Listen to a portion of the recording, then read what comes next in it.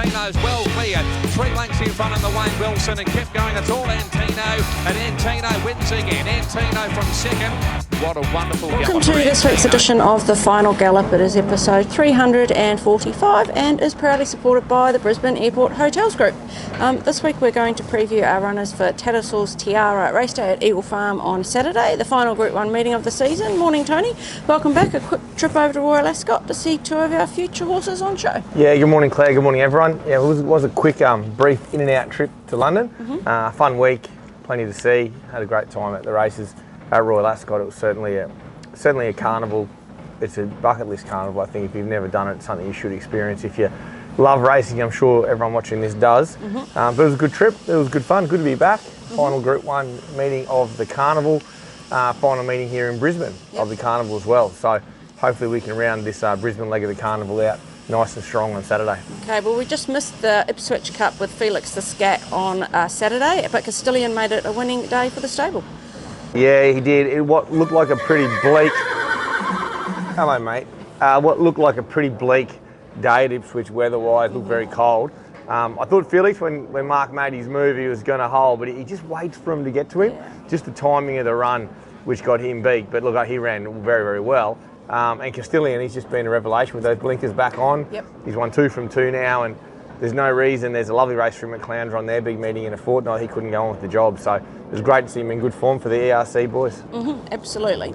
Now, this week we do have our latest promotion courtesy of the Brisbane Airport Hotels Group. The prize is a racing package at the Novotel Brisbane Airport, including overnight accommodation, buffet breakfast for 2 and a bottle of sparkling wine, and a transfer to the races. To enter, head to our Facebook page, look for this week's post about the Final Gallop, click on the link that we provide, and enter your details to go into the draw, and the winner will be announced on next week's show. That's the good one. That's the good prize, I reckon, the racing package. So absolutely. Those of you out there watching it, really get in and do that one. We're not allowed to press the button for that, but I would if I was a viewer. I'd be going for that prize. It's a good one. Absolutely.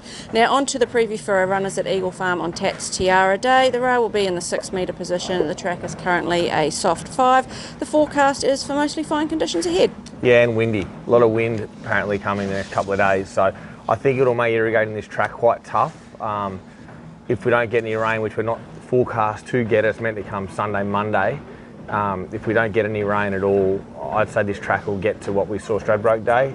They'll be very reluctant, I'd imagine, to water too much on Friday night because it's holding a bit too much moisture in that top layer. So I think we're going to look at quite a good surface on Saturday, and with a 6 metre rail, I think horses will race a lot closer to that fence. We start the day in race 2, which is the benchmark 85 handicap over the 1200 metres, and we'll have 2 runners in this. We'll start with John Rambo, 58 kilos. Ryan Millane will ride barrier 13. With Ladbrokes, he's paying $3.20 to win and $1.55 for the place. Was in great form early this preparation with 2 wins. Last start was a fast finishing 3rd, just got too far back in the running. Yeah, he's got back a bit and he just pulled a little bit too mid-race when they backed the tempo off. He just didn't get the speed to suit, I didn't think. We hope they go along quick here. I think back at Eagle Farm's good. Millane knows him well. Marty Harley's done a great job on him. Ryan also knows him well. He'll race in that second half of the field. He just needs speed on. The more speed on early, the better for him. He can finish really well. He's certainly good enough to win this greater race. Okay, and the other runner is Set to Shine, 57.5 kilos with Angela Jones in the saddle. And she'll jump from barrier 1 with Ladbrokes. She's paying $10 to win and $3.10 for the place. She had a lead up since a disappointing run in the Silk Stocking 7 weeks ago. It was given a nice tick over trial a fortnight ago, and you've taken the blinkers off. Yeah, look, I put them on for the thing. I've had them on twice now. It hasn't worked, so we've gone without them on. She's a very genuine horse anyway. So look, she finds a nice enough forward spot here. 1200 suit. She's up to the mark for this sort of race and trip.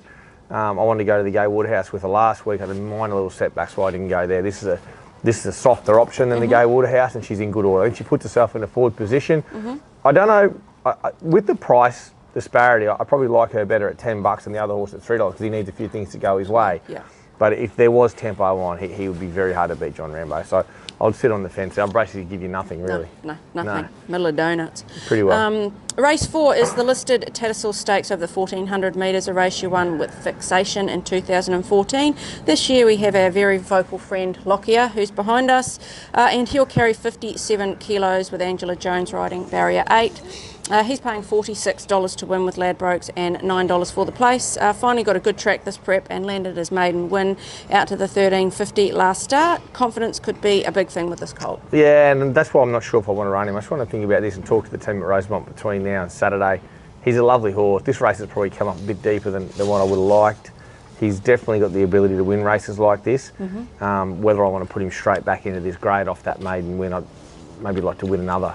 I'm not sure. He's a lovely horse. He's come through last week's run really well. Physically, there's no reason not to, but he is on a fairly quick turnaround, and I'm not sure I need to be there. So I want to think about him for a few more days. Okay.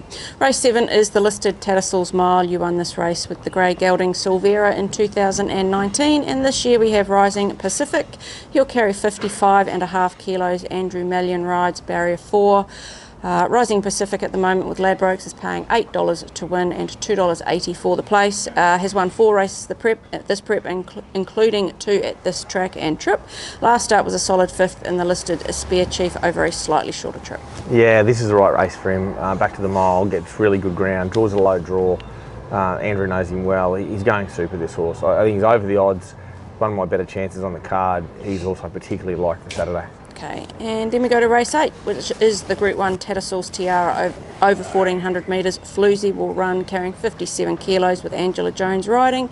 Jumping from barrier 9 with Ladbrokes, she's paying $4.40 to win and $1.95 for the place. Has gone from strength to strength this preparation, winning all 4 starts. The first was in a benchmark 90 last, and then last start in benchmark 70, and last start the Group 2 Dane Ripper Stakes. Yeah, she's done a great job. She's 4 from 4. She's mare's in form, as we know. They tend to hold it. She's in great shape. I think she's better into this. She was just a tad fresh going into the Dane Ripper the other day, which was understandable. She was 5 weeks between runs, which wasn't by design either, which is always tricky. Did a good job to win. Got to the front quite early too, just dragged up and let go a bit early. I think we'll time our run a smidgen better here. But I think she's spot on now for this. She's my best chance on the card. We'll cut to the chase. She's my best chance. Okay. She comes into barrier 6. Looks to get exactly the same run as she got the other day. Should find the 1-1 fairly easily. If she finds that position in running, I think she's going to be very hard to beat. Okay, now we go to race 9, which is the Group 3 WJ Healy Stakes over 1,200 metres. Zarastro won this race for us last year. We'll have 3 attempting to do it this year. We'll start with Hidden Wealth, who'll carry 60 kilos. Angela Jones rides barrier 5. He's paying $5.50 at the moment with Ladbrokes and $2.25 for the place. Nice return to form last start at this track and trip in the Group 2 Morton Cup. I think he can be better than what he was. I think he's better into this. 3 weeks from that run. He did improve into that run the other day, but I thought he probably could have won the race. He didn't. He got to a nice enough spot in running to do that. I think he's better this week. This will be the best you'll see him all prep, and it'll be enough to win this. I think he's very hard to beat. Okay, the next one we'll talk about is Cannonball, 59 kilos. Ryan Millane in the saddle, barrier 10. Cannonball's paying $27 to win and $7 for the place at the moment. Hopefully we want a good 4-track for him.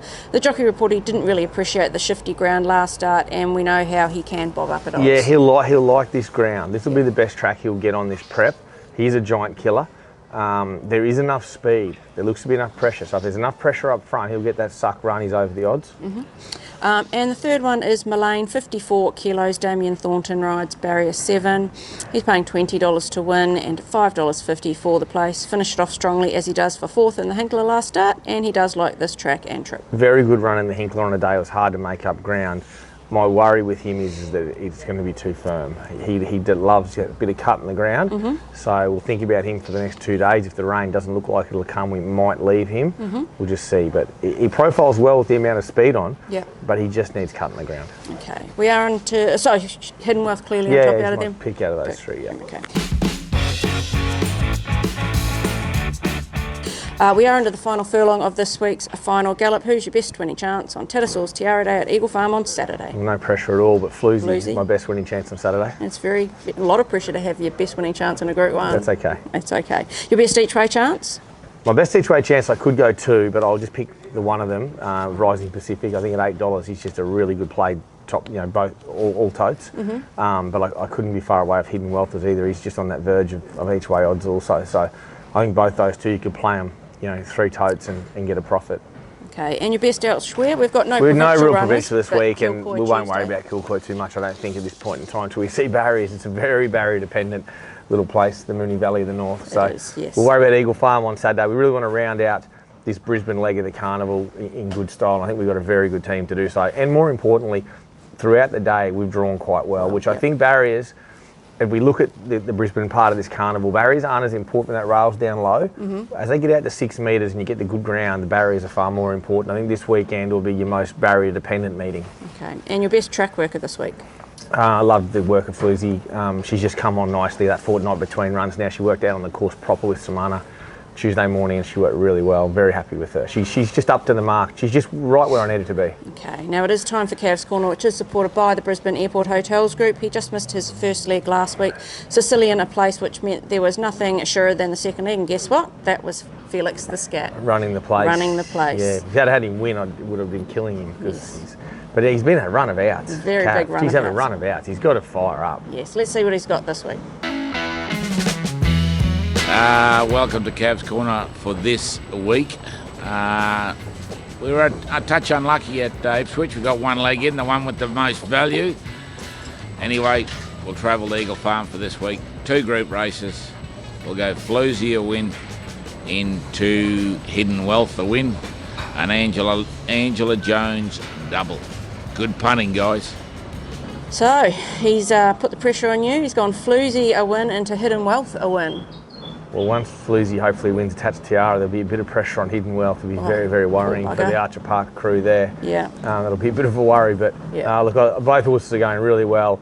They both come into this, I think, in really good form, and they're both drawn to get the right runs, which I think is very important this weekend. Yes. Well, good luck on Saturday, Tony. Hopefully Floozie can land that final Group 1 of the season. Yeah, no, it'll be great. I really want to finish the season off here in Brisbane well, obviously with Tats Day. Then we go to the Sunshine Coast for the grand finale next week. But hope everyone out there has a good weekend and enjoys this final Saturday of the carnival up here in Brisbane. Absolutely. Best of luck to everyone.